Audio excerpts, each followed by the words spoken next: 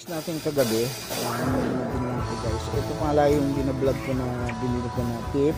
Saka ito yung binilang ko ng heatsink. Ayan, ayos na siya. Ginamit ko kagabi. Ayan, ang naayos niya kagabi. Ayan, mga luma na yan. Junky na yan. Katabi na yan. Vlog ko na yan. Nakita mo. So, ang pinilitan ko lang dito. Pinaklas ko yan. Pinilitan ko na yan. Bumili ako nito online. Saka yung heatsink sa loob. Mga dalawa. Titid yun. May isa pa akong extra ng heat tip na dito sa loob. So, lalagay ko dun sa isang gagawin din ako. Kasi ito naman, fix na talaga siya. Okay? Nakala ko sira na yung battery. Yung pala hilaw lang yung hinang. Kaya ginamit ko kasi ito ayos na siya.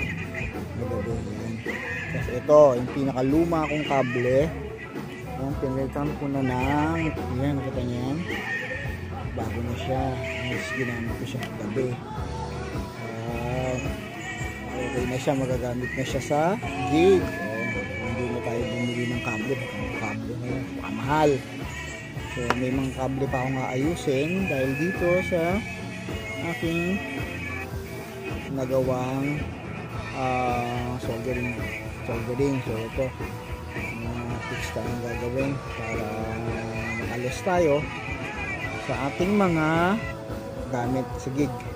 Alright? At saka isa pa ito na-fix ko din pala yung isa ko pang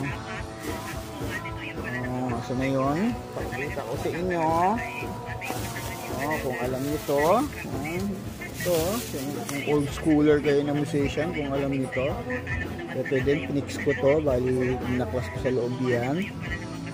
Ayan, ginamit ko siya kahapon. Kung nakita nyo yung vlog ko sa keyboard na RNB, ito yung ginamit ko, ito yung secret na wire para tumunog ako ng RNB patches. Ito yung aking connector. So, okay, alam nyo ba kung ano to? Alright, ito ay tinatawag na MIDI cable. So, ito sira na to. Pinis ko lang sila. Okay? So, sobrang katandaan. Dahil ginagamit ko to noon dahil kaya ako bumili nito kasi wala naman akong pambili ng mga bagong keyboard ng araw. Eh, ang keyboard kasi nun, mga Trinity, Triton, wala akong pambili nun. So, ang gamit ko, X5D. Eh, yung X5D ko, ingat na ingat ako, ayokong gamitin. Kaya ang ginagamit ko, yung entry level na keyboard, yung Casio. Tapos, bumili lang ako nito. Tapos, bumili rin ako ng module na white.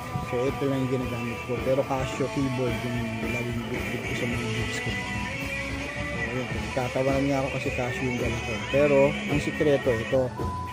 This one at saka yung module. May nakakabit na module doon sa aking keyboard na Casio. Tapos naka-module siya na cord. Kaya yung Casio ko nagtutunog na cord. So yun, puro man setup. At yung paano na mahilig ako gumamit ng entry level lang. So kahit may mga bago na akong keyboard ngayon, bihirang-bihira ko ginagamit yung mga keyboard ko. Depende na lang sa budget.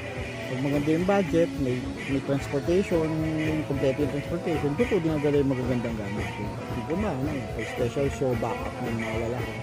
Yung big time, yun, dinadala ko yun. So hindi ako masyadong, kasi syempre, para sa akin, ang mahal-malong gamit, tapos diba, bayaran mo lang ng gamit. Ginawa mo lang yung talent kasi yung gamit pa, pag nasira, mahal-mahal.